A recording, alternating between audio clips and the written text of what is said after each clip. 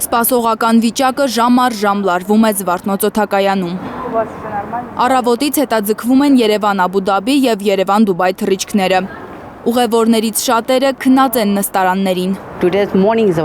Այսօր առավոտյան 8-ից այստեղ ենք։ Ասում են թռիչքը հետաձգվել է մինչև ժամը 5:20։ Մանիկան 7 օրով Հայաստան էր եկել հանգստանալու։ Արձակուրդը 3 է ավարտվել, բայց ստիպված է երկար մնալ։ 2 օր է սպասում է իր թռիչքին։ Աբու Դաբի թռչող օդանավերը պետք է անցնեն Իրանի օդային տարածքով, որը հիմա փակ է։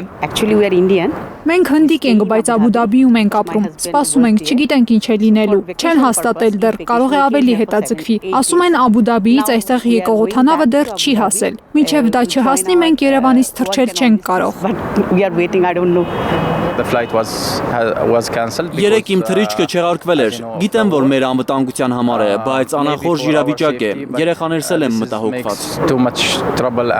Արդեն երկրորդ օրն է Հայաստան վերադառնալ չեն կարողանում Դուբայ մեկնած հայերը։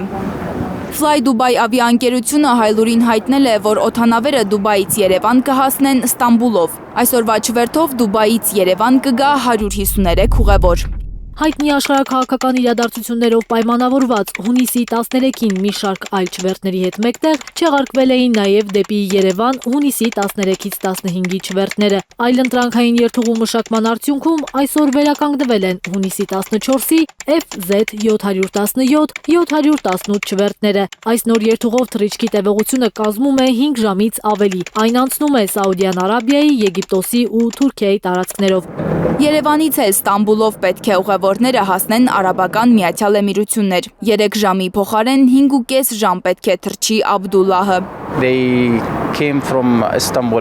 Ասում են օդանավը ուղին փոխել է, Ստամբուլով է գնալու։ 3 ժամ է տևում Աբու Դաբիից Հայաստան, բայց հիմա 5.5 ժամ կտևի։